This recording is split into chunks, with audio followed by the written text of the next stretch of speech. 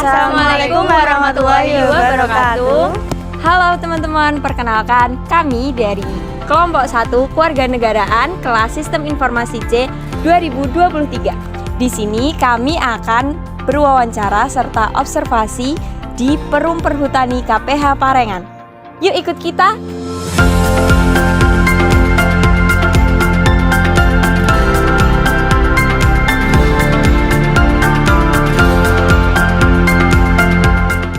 Baik, sekarang kita sudah bersama Bapak. Siapa Pak? Boleh perkenalan? Pak Yaksim. Baik, sekarang saat ini kami sudah bersama Bapak Yaksim yang akan kami wawancarai dan observasi mengenai HAM yang ada di Perhutani Parengan ini. Baik Pak, di pertanyaan pertama, kami ingin bertanya, apa peran utama lembaga kehutanan dalam mendukung pemenuhan hak asasi manusia, khususnya hak atas lingkungan yang sehat dan keberlanjutan? Gimana Pak? Ya. Jadi begini, untuk lembaga masyarakat desa hutan terutama adalah mitra kerja dengan Perum Perhutani. Di situ hak-hak daripada lembaga dan kewajibannya termasuk lembaga berhak mendapatkan akses pengerjaan lahan hutan dan kewajibannya harus memenuhi suatu sharing PKS, perjanjian kerjasama. Jadi hak-hak di situ dan kewajiban-kewajibannya sudah tercantum dalam suatu perjanjian kerja sama atau PKS. Jadi untuk mendukung lingkungan, setiap kegiatan-kegiatan yang ada di perhutani selalu melibatkan lembaga yang ada di perhutani, artinya sudah kerjasama dan menjadikan mitra. Jadi di situ ada kegiatan penanaman, kegiatan pemeliharaan, kegiatan sharing agro, dan kegiatan lainnya, semuanya melibatkan lembaga. Jadi untuk mendukung keberlangsungan lingkungan, kegiatan penanaman di sini proaktif, bahwa lembaga masyarakat di desa sekitaran hutan sangat mendukung. Baik, terima kasih.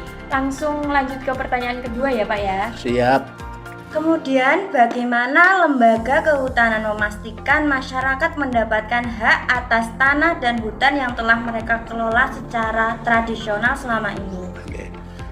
Jadi begini, untuk mendapatkan hak pengerjaan lahan di kawasan hutan atau penggarapan, ketua lembaga masyarakat desa hutan, ketuanya itu telah membagi apabila ada wilayah yang harus dikelola, membagi kepada anggota-anggotanya sehingga mendapatkan hak pengelolaannya secara adil dan merata.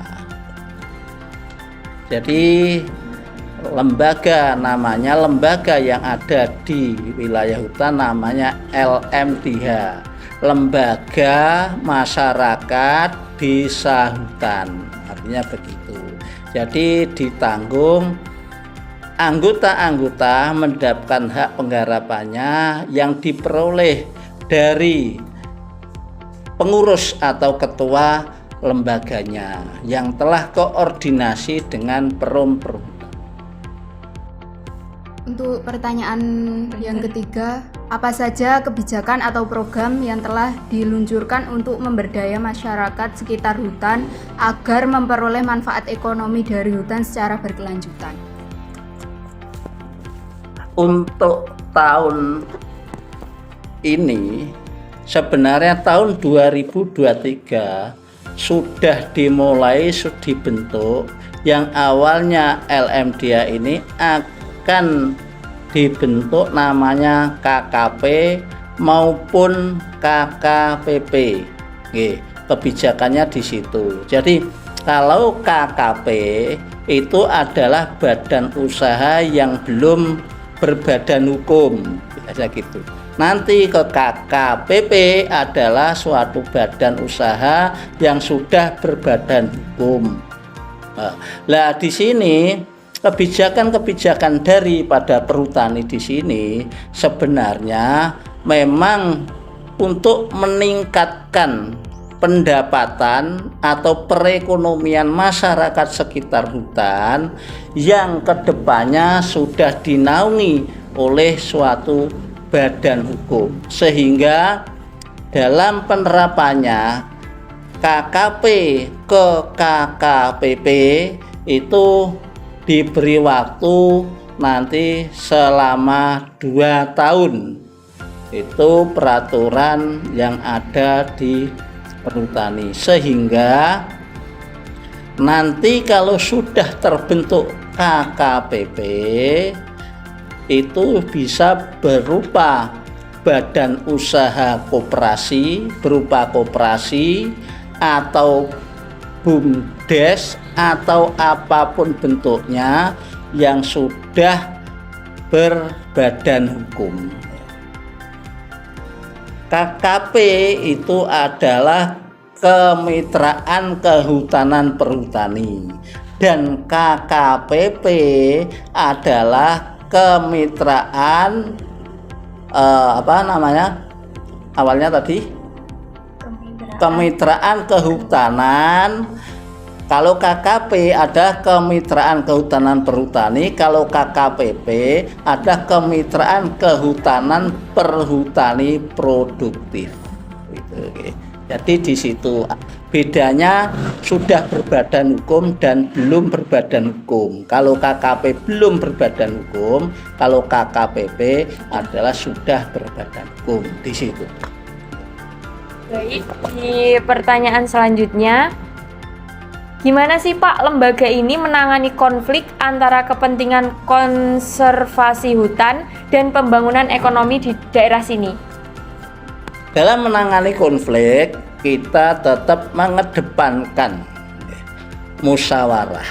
Jadi untuk menangani konservasi, kebetulan di wilayah Kabupaten Tuban ini tidak ada wilayah konservasi, artinya tapi ada hutan lindung. Pengelolaannya kalau hutan lindung nantinya dikelola hanya untuk dimanfaatkan hasil-hasil yang tidak berupa kayu, artinya bisa ditanami berupa buah-buahan apabila hutan itu kosong. Jadi manfaat-manfaat seperti itu. Ketika ada konflik, kita tetap mengedepankan komunikasi musyawarah.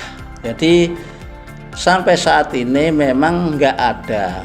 Sebagai lembaga adalah sebagai penengah nanti antara pihak perhutani dengan masyarakat apabila telah terjadi konflik. Tapi sampai saat ini tidak ada konflik konservasi di wilayah KPH Parengan. Dan pertanyaan terakhir, apa tantangan utama yang dihadapi lembaga kehutanan dalam menjaga keseimbangan antara pelestarian hutan dan pemenuhan kebutuhan masyarakat, Pak? Tantangan yang kita hadapi pada saat ini adalah kebutuhan lahan untuk ketahanan pangan.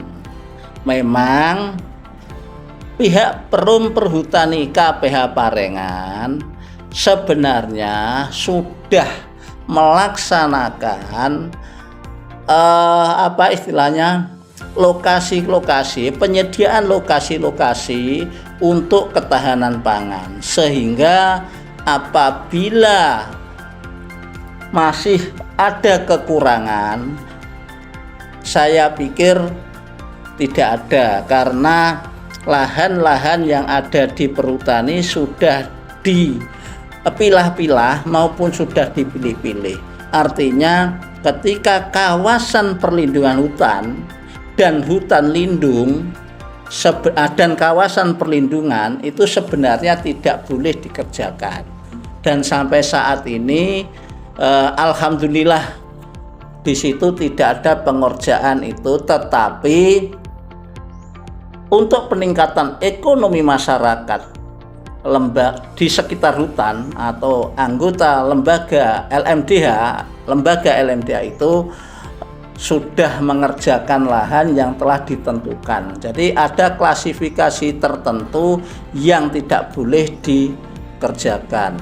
Tetapi untuk peningkatan pendapatan ekonomi masyarakat, kita melakukan namanya sharing pendapatan agro, dan kewajiban sebagai penggarap adalah pembayaran sharing 10% beserta PNBP. Karena semua hasil yang ada dari kawasan hutan ada kewajiban membayar PNBP. Baik, sekian pertanyaan-pertanyaan dari kami, Pak. Mohon maaf jika ada salah kata. Dan terima kasih atas segala jawaban Bapak. Dan terima kasih. Wassalamualaikum warahmatullahi wabarakatuh. Waalaikumsalam warahmatullahi wabarakatuh.